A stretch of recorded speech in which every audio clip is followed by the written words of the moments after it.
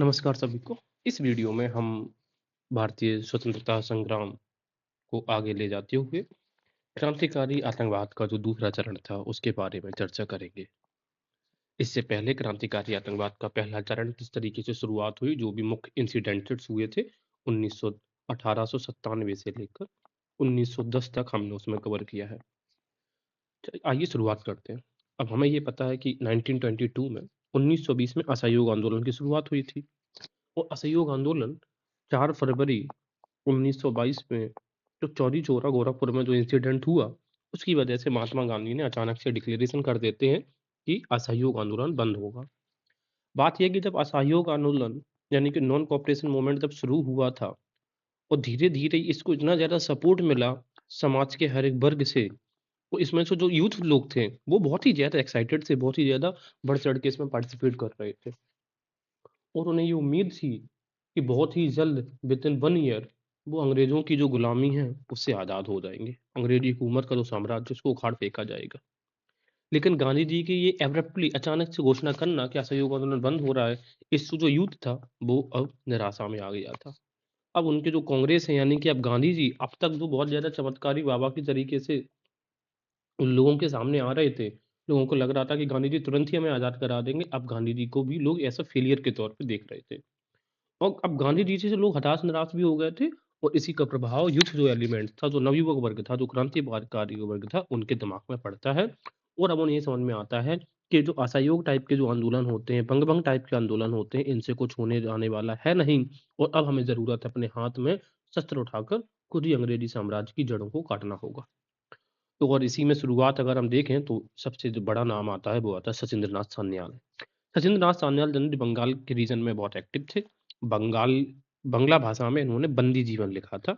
एक पुस्तक थी बंदी जीवन, ठीक है? बंदी का मतलब क्या होता है यहाँ पर कि रिवॉल्यूशनरीज़ का जीवन, छुपते-छुपाते सारा जीवन व्यतीत हो जाता है। बुक को पढ़िए, इंटरेस्टिंग बुक है।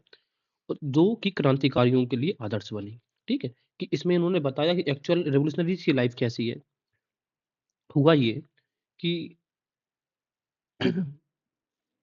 एक जैसे कि हमने ये पहले देखा है कि ओल्ड अनुशीलन और युगांतर समिति है, वो अब दोबारा से पिक्चर पे अपीयर होती हैं, यानी कि अब दोबारा से वो एक्टिवेट होती हैं और इन्हीं सबको एक साथ लाने के लिए एक मीटिंग रिवॉल्यूशनरीज़ की पू पूरे दुनिया मतलब पूरे इंडिया के रिवॉल्यूशनरीज़ इकट्ठे होते हैं कहाँ पे?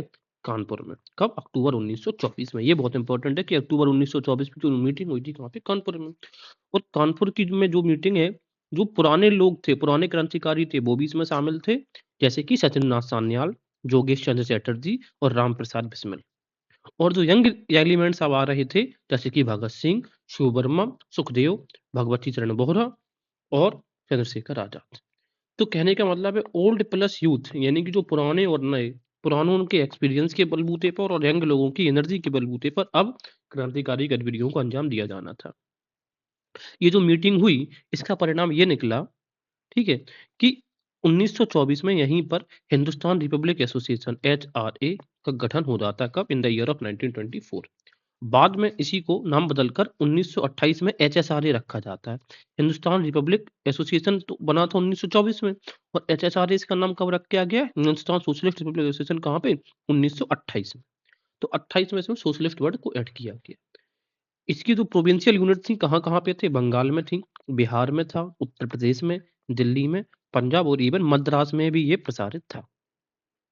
इनके जो ऑब्जेक्टिव थे, वो वही थे जो पहले के क्रांतिकारियों के थे कि लोगों की भावनाओं को जगाना है और ये हमें दिखाना होगा कि डायरेक्ट एक्शन और क्रांति से ही हमें संपूर्ण स्वतंत्रता प्राप्त हो सकती है और आइडियोलॉजिकली इंस्पायर्ड बाय द और अगर हम बात करें कि आइडियोलॉजिकली किनसे इंस्पायर्ड थे, तो जो रशियन रिवॉल्यूशन हुआ था, रशियन जहाँ पे ज़ार की शासन सत्ता को खत्म करके फेंक दिया गया था, उससे प्रभावित थे, यानी कि सोशलिस्ट थॉट से प्रभावित थे। इसी वजह से इसमें नाम क्या रखा गया? सोशलिस्ट वर्ड को ऐड किया गया। क्योंकि जो सामाजिक क्रांति है, वो कहाँ पे? रसिया में हुई थी इन द ईयर ऑफ 1917 में, ठीक है? चलिए शुरुआत करते हैं अब हम आगे। तो काकोरी कांड अब ये जो एचआरए ग्रुप बना है, HRA group Hindustan Republican association, ये जो है, ये उत्तर प्रदेश के रीजन में तो एक्टिव थे, तो ये काकोरी कांड को अंजाम देंगे। सबसे पहले तारीख, काकोरी कांड की जो तारीख है वो एग्जैक्ट याद रखनी है, 9 अगस्त 1925 को। है ये कि लखनऊ से सहारनपुर, ये लखनऊ है और ये है सहारनपुर, ठीक है? अब जो सहारनपुर है, आप जैसे उत्तर प्रदेश का आप ये मैप देखो तो ये जो सबसे अपर वाला पार्ट है, ये उत्तर प्रदेश का मैप हमें दिखाई देता है, ठीक है ना? जैसे ये उत्तर प्रदेश का एक मैंने रफ मैप बनाया, ये सहारनपुर है और ये समवेयर इधर कहीं पे लखनऊ है। अब सहारनपुर ब्रिटिशर्स का एक केंद्र हुआ करता था, क्योंकि ये लकड़ी उत्पादन के लिए आज भी फेमस है और ये तब भी फेमस हुआ करता था। जो ट्रेन लखनऊ टू सहारनपुर उसको जानी थी, और बात ये थी कि ये जो है ना, तो ट्रेन का नाम था, वो था 8 डाउन ट्रेन। और इसमें क्या था, उन्होंने प्लान किया कि इस ट्रेन के खजानों को घात लगाकर हमें लूट लेना है। अब खजाना में क्या था, एक तो वेपन्स भी थे और कुछ पैसा भी इनको मिल जाता। काकोरी कांड में 29 क्रांतिकारियों को गिरफ्तार किया गया। उन्होंने इस चीज को अंजाम दिया और कितने 29 क्रांतिकारियों को इसमें गिरफ्तार कर लिया जाता है, जिसमें जो मुख्य नाम थे राम प्रसाद बिस्मिल, अशफाक उल्ला खान, रोशन लाल और राजेंद्र लाहिड़ी। इन 4 लोगों को फांसी की सजा दे दी जाती है। ठीक है। अब चूंकि यूपी जीके से रिलेटेड है, तो इनको किस जेल में फांसी की सजा हुई है वो भी आप आगे पढ़ेंगे। सरफरोशी की तमन्ना अब हमारे दिल में है, देखना है जोर कितना बाजुए कातिल में है। ये जो गीत है, ये राम प्रसाद बिस्मिल ने लिखा है। बिस्मिल को जब फांसी के पूर्व दूध पीने को दिया गया था, तो एक बहुत ही इंटरेस्टिंग यहाँ पे इंसिडेंट देखने को मिलता, तो उन्होंने अस्वीकार कर दिया और कहा, अब मैं केवल अपनी माँ का दूध लूंगा। माँ यानी कि धरती माँ, भारत माँ। दरो दीवार पे हसरत की नजर करते हैं, खुश रहो अहले वतन हम तो सफर करते हैं।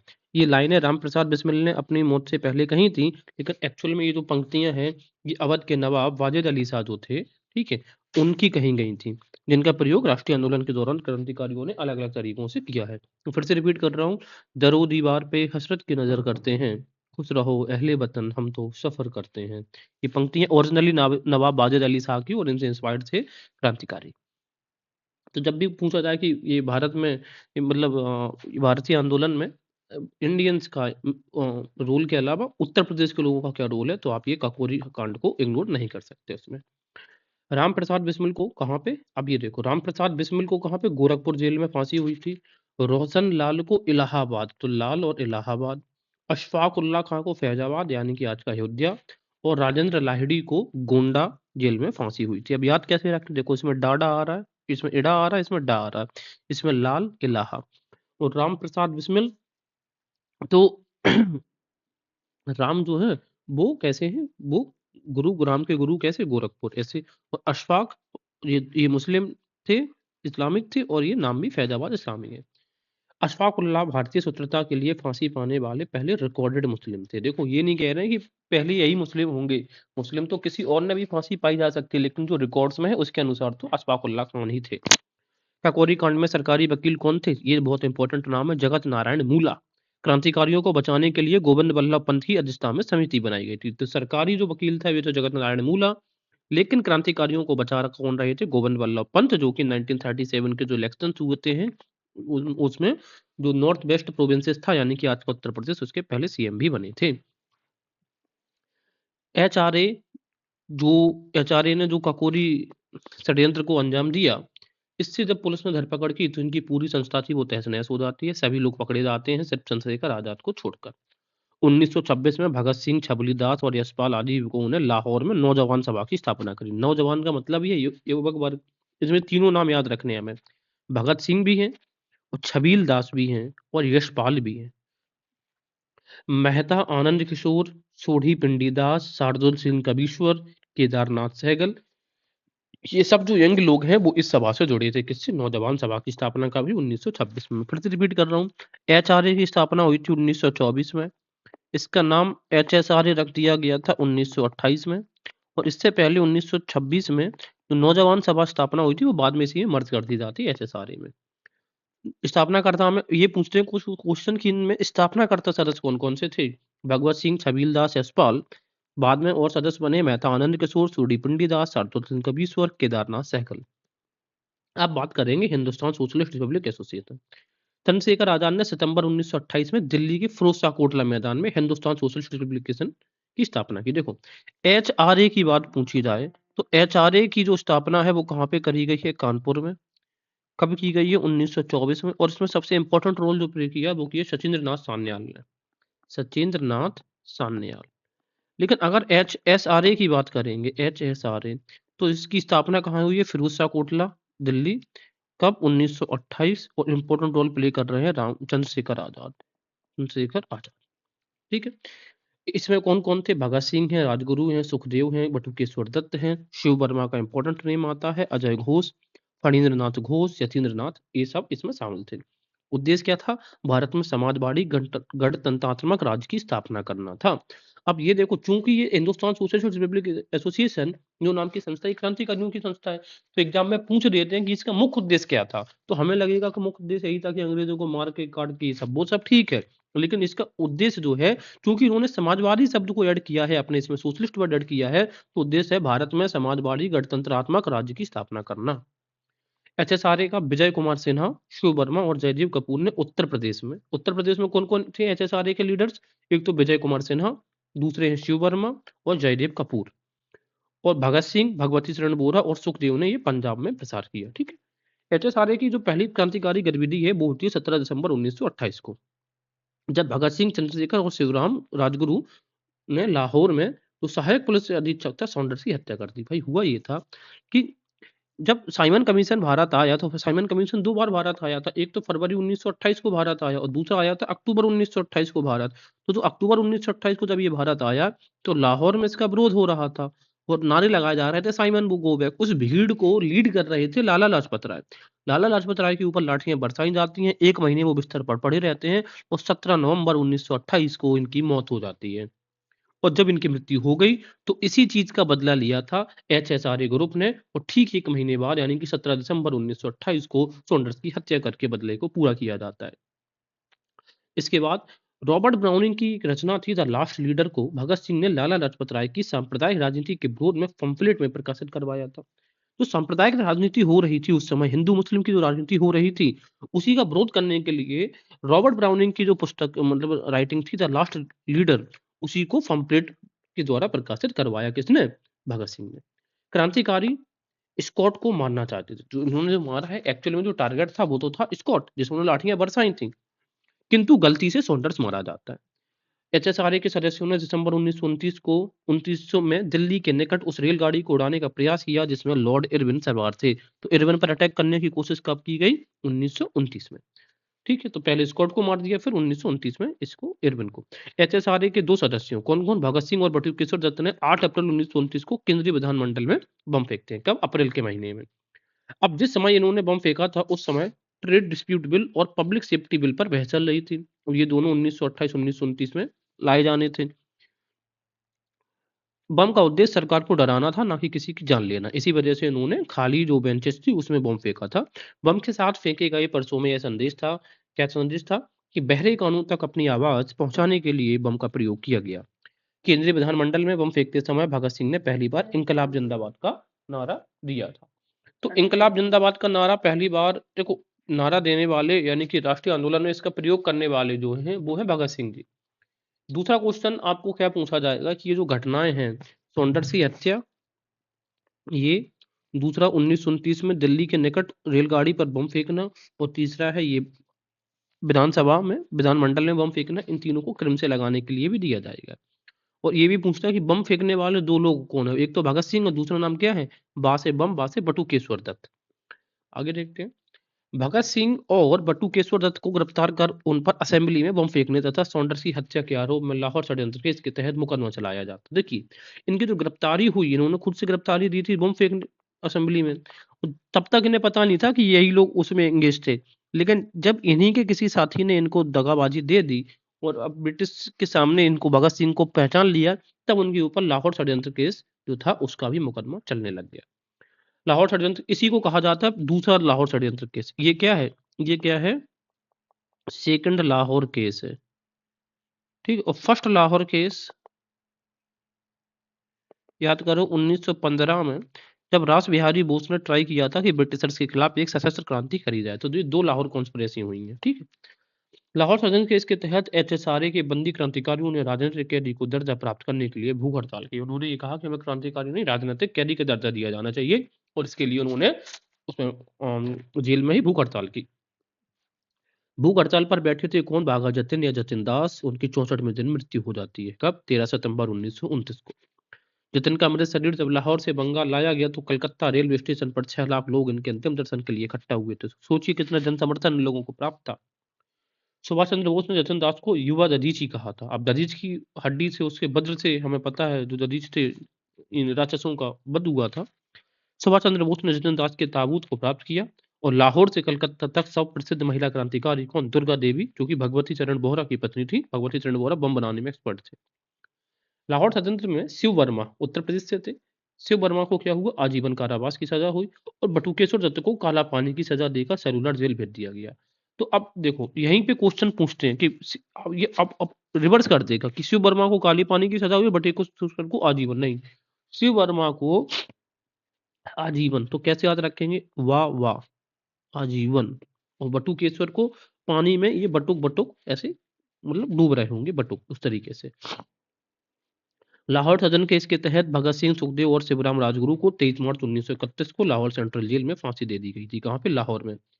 और ब्लेम किया जाता महात्मा गांधी ने 5 मार्च 1931 को, इससे पहले जो इरविन पैक्ट साइन किया था उसमें इनको बचाने का कोई प्रयास नहीं किया। फांसी से पहले भगत सिंह लेनिन की जीवनी पढ़ रहे थे और लेनिन रूस में एक बड़े समाजवादी नेता माने जाते थे उस समय। आज भी भगत सिंह, सुखदेव और राजगुरु को फांसी देने के बाद ब्रिटिश सरकार ने चोरी छिपे इनका अंतिम संस्कार करने की भी घोषणा करी। और इसमें क्या किया उन्होंने कि फिरोजपुर जिले में सतलज नदी के तट पर कर दिया था। और फिरोजपुर में भगत सिंह का स्मारक भी आज स्थित है पाकिस्तान के फिरोजपुर में। इंकलाब जिंदाबाद नारे की रचना किसने करी थी, ये मोहम्मद इकबाल ने अपनी पुस्तक किसमें, बंग ए दर्रा में। लेकिन भगत सिंह ने पहली बार इसका उपयोग, इस नारे का प्रयोग इस्तेमाल कर इसे चर्चित बनाया था। तो पॉपुलर करने का इस नारे को, किस नारे को, इंकलाब जिंदाबाद नारे को पॉपुलर करने का जो अधिकार है या जो श्रेय जाता है वो भगत सिंह जी को जाता है। जबकि इसकी जो शुरुआत है इस नारे को दिया था मोहम्मद इकबाल, जिसको पाकिस्तान का निर्माता भी कहा जाता है, बंग ए दर्रा, पाकिस्तान का जनक मोहम्मद इकबाल। मुकदमे के दौरान भगत सिंह व अन्य क्रांतिकारी इंकलाब जिंदाबाद का नारा लगाते हुए अदालत में प्रवेश करते थे और ये दिखाते थे कि वो डरने वाले नहीं हैं। अंतिम युद्ध शीघ्र ही प्रारंभ होगा, इसका परिणाम निर्णायक होगा।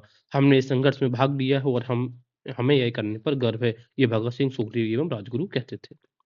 एसएसआरए के एकमात्र बाहर रहे सदस्य, क्योंकि पूरा एसएसआरए को तो पकड़ लिया गया था लाहौर षड्यंत्र केस में। बाकी कौन रहे थे, पंडित चंद्रशेखर आजाद। 27 फरवरी 1931 को इलाहाबाद के अल्फ्रेड पार्क में पुलिस मुठभेड़ हो जाती है। वो आजाद जब चारों तरफ से घिर जाते हैं, एक अंतिम गोली बनती है और वो अपने सिरे पे दाग देते हैं। इस तरीके से आजाद को बिस्मिल ने क्विक सिल्वर भी कहा था, यानी कि चंद्रशेखर आजाद को क्या कहा था, क्विक सिल्वर। किसने, रामप्रसाद बिस्मिल। भगत सिंह अपने समय के क्रांतिकारियों में सबसे अधिक पढ़े लिखे थे। ऐसा नहीं है कि वो पढ़े लिखे नहीं थे, कॉलेज जाते थे, ही वॉज वेल क्वालिफाइड। ये मार्क्सवाद से प्रभावित हुए थे। मार्क्सवाद, भगत सिंह का मानना था कि व्यक्तिगत प्रयासों से क्रांति नहीं लाई जा सकती, व्यापक जन आंदोलन ही क्रांति का माध्यम बन सकता है। इनकी मूल विचारधारा यही थी कि जब तक आप जन आंदोलन नहीं करेंगे, जब तभी तक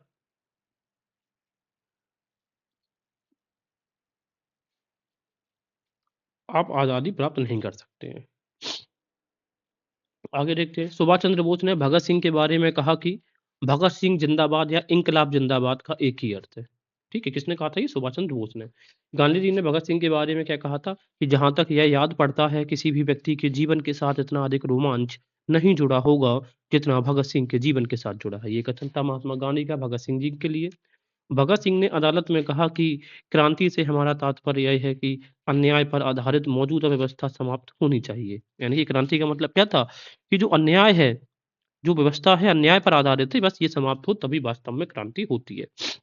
आलोचना एवं स्वतंत्र चिंतन एक क्रांतिकारी की दो विशेषताएं हैं। क्या क्या विशेषताएं बताई थी, एक तो आलोचना, क्रिटिसाइज करना, और दूसरा था स्वतंत्र चिंतन, यानी कि इंडिपेंडेंट थिंकिंग, दूसरों के प्रभाव से आकर प्रभावित नहीं होना। यही क्रांतिकारियों की विशेषताएं बताई हैं भगत सिंह जी ने।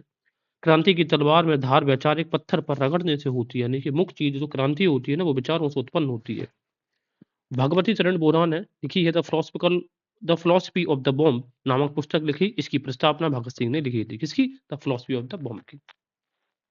अब हम बात करते हैं दूसरे चरण में बंगाल में क्रांतिकारी गतिविधियों की। बंगाल में एक तो थे हेमचंद्र घोष और लीला नाग ने बंगाल स्वयं सेवक संघ, और अनिल राय ने श्री संघ नामक इस संस्था की स्थापना की थी। देखो, जो बंगाल स्वयं सेवक संघ है, इसमें कौन है, एक है हेमचंद्र और दूसरी कौन है, लीला। तो बंगाल ला लीला, और बंगाल में हेम, हेम का मतलब क्या होता है, सोना होता है वैसे। इसके अलावा अनिल राय ने श्री संघ, तो श्री अनिल राय ऐसे याद कर सकते हैं कि श्री अनिल राय, ये इन्होंने श्री संघ की स्थापना करी है। जनवरी 1924 में गोपीनाथ शाह, नाम याद रखना, गोपीनाथ शाह ने कलकत्ता के पुलिस अधिकारी चार्ल्स टैगर्ट की हत्या का असफल प्रयास किया। शाह को 1924 में फांसी दे दी जाती है। अब ये पूछते हैं कि चार्ल्स टैगर्ट की हत्या करने वाला कौन था? कौन था? गोपीनाथ। तो गोपी ने, जैसे गोपियां भगवान श्री कृष्ण को अपना टारगेट बनाई थी, इसी तरीके से गोपीनाथ ने टैगर्ट को अपना टारगेट बनाया हुआ था। और कब? 1924 में। आगे देखते हैं। मास्टर सूरसेन और चटगांव केस की बात करते हैं जरा। अब ये जो चटगांव रॉबरी है, ये 1930 को अंजाम दी गई थी। बंगाल में चटगांव के एक शिक्षक हुआ करते थे, पेशे से एक शिक्षक थे, नाम था मास्टर दा। उनको लोग मास्टर दा, दा मतलब बड़ा भाई होता है बंगाल में, सूरसेन कह के बुलाते थे। उन्होंने एक संस्था की स्थापना करी थी, Indian Republican army, IRA। Hindustan Republican army नहीं है, इंडियन रिपब्लिकन आर्मी। इसमें अनंत सिंह, अंबिका चक्रवर्ती, लोकीनाथ बाबुल, गणेश बोस, आनंद गुप्त, टैगारवल जैसे नवयुवक जो लोग थे, वो सब शामिल थे। कल्पना दत्त और प्रीति लता वाडेडर, ये पूछा जाता है कि किन संस्था से रिलेटेड थी, तो इंडियन रिपब्लिकन आर्मी से थी, बंगाल के रीजन में। जैसी जो यंग लेडीज थी, वो भी इसमें शामिल थी। IRA में कई मुस्लिम भी थे, जैसे सत्तार, फकीर अहमद, मीर अहमद और तूनू मियां। तो इसमें यंग लोग हैं, मुस्लिम्स हैं और यंग लेडीज भी हैं। सूरसेन के नेतृत्व में IRA के सदस्यों ने चटगांव शस्त्रागार पर अप्रैल 1930 को आक्रमण कर हथियारों पर कब्जा कर लिया था। चटगांव यानी कि वो डिपो होता था इनका, आर्मामेंट डिपो था, उस पर अटैक किया इन लोगों ने और 1930 में कब्जा भी कर लिया। सूरसेन ने तिरंगा झंडा वहां पर फहराकर अस्थायी क्रांतिकारी सरकार का गठन किया। इसकी डेट पूछी जाती है कि बंगाल में सूरसेन के नेतृत्व में अस्थायी क्रांतिकारी सरकार की जो गठन है वो कब हुआ है? अप्रैल 1930 में।